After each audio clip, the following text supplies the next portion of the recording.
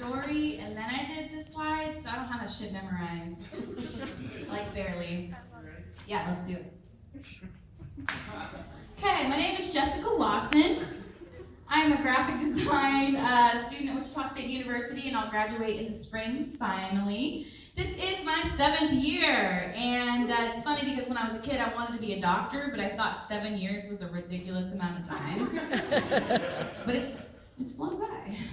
All right. So it goes when you're a kid, you're asked what do you want to be when you grow up, and then high school graduation comes along, and you're still being asked the same stupid question. Well, I think that every young person's answer should simply be F you. Earlier I said fuck you, but I changed it, and then I just said it again. Anyway, I'm kidding and I'm not kidding, but I really think, they should say F you, because I know it sounds a little harsh, but I hate the pressure of pick a career. It's a difficult decision, and how do you know what you want to be when you're 18? You don't. So not enough young people are excited about their future, though. They're either scared of failure, or they bitch about feeling old already. And I'm standing here all like, yeah, the world is my oyster. I can do anything I want to. I can do anything I put my mind to. Anyway, I think my excitement really freaks people out most of the time. But I don't blame my peers for being scared about the future. It's really intimidating.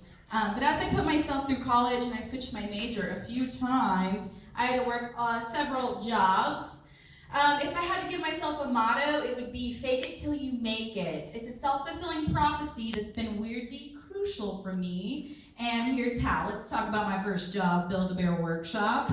The first time I ever walked into that place was to pick up the application, and the second time was to drop it off. So let's fast forward. I got the job. I had no particular reason why I wanted to work at Build-A-Bear, but I had the confidence that I could learn and be successful. So I did well at the interview. Bam, look at that quality employee there. So I ended up there for 2 years and was even employee of the month a time or two. So now we're gonna go to high school graduation. I knew for a fact I was gonna be a speech and theater teacher. Secondary level, aw yeah. Theater was all I ever knew. And so as I started my college career, I landed a new random job at a little boutique, and I didn't even have to fill out an application. So that was pretty tight. Despite my terrible fashion sense, I said yes to the job because once again, I knew I could do anything I put my mind to. So I worked at the boutique for a couple years as I struggled to define what I really wanted to be when I grew up. And as I delved into my teaching courses, I was not satisfied. I did not want to be a teacher. I knew I wanted to produce something. I wasn't sure what, where, how, but I knew I wanted to be a maker of things. So I switched my major to communications, but for a while I was kind of floating through that program, and I began to realize that I really enjoyed creating window displays and handmade signs for the boutique. I was like, yeah. And I was even so uptight that when my coworker used curls, I would get so angry. I didn't know anything about typefaces, but I would just be like, no! And she would use Comic Sans, and I'd just get pissed. Hey girl, see what's happening, curls. Anyway. So one day I was told, hey, graphic design, why don't you do graphic design? And I was like, shitting bricks because going to art school, that I was so underqualified. I'm terrible at drawing, I don't know shit. But what I did know was that I wanted to make posters and signs. So I ventured off into the art department at graphic design.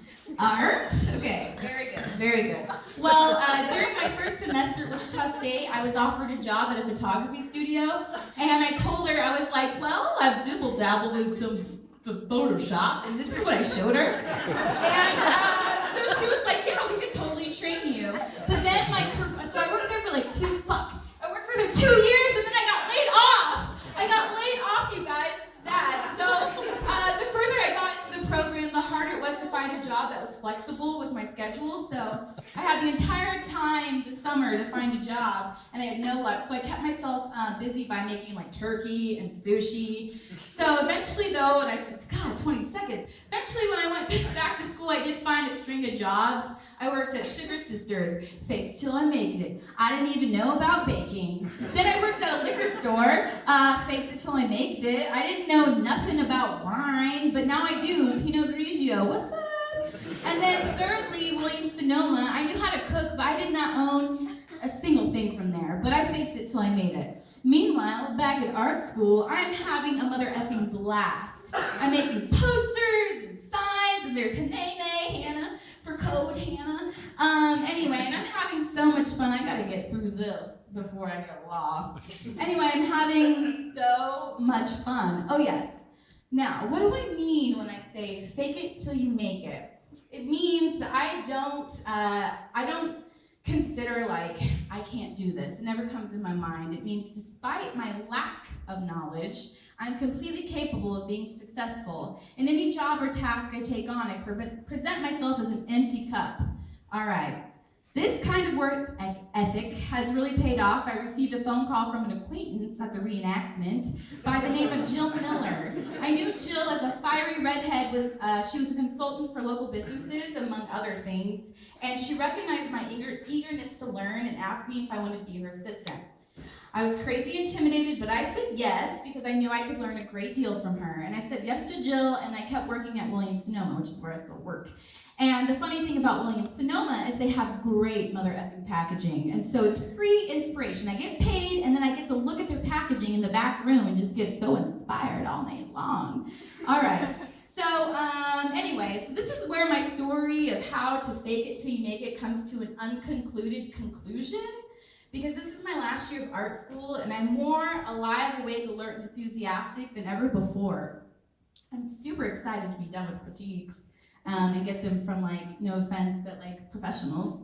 Anyway, so here are the things I'd like for you to understand no matter what your age or what you're trying to achieve. Is number one, listen. Don't act like you know everything. And number two, smile. Put a smile on your face. No one wants to see a Debbie Downer. And number three, believe in yourself because eventually you won't have to fake it because you will have made it. And speaking to all of you tonight has got to be like one of the most humbling kind of things for me right now because I feel like in a way, like on a weird level, I've kind of made it because I'm talking to you guys and you paid to come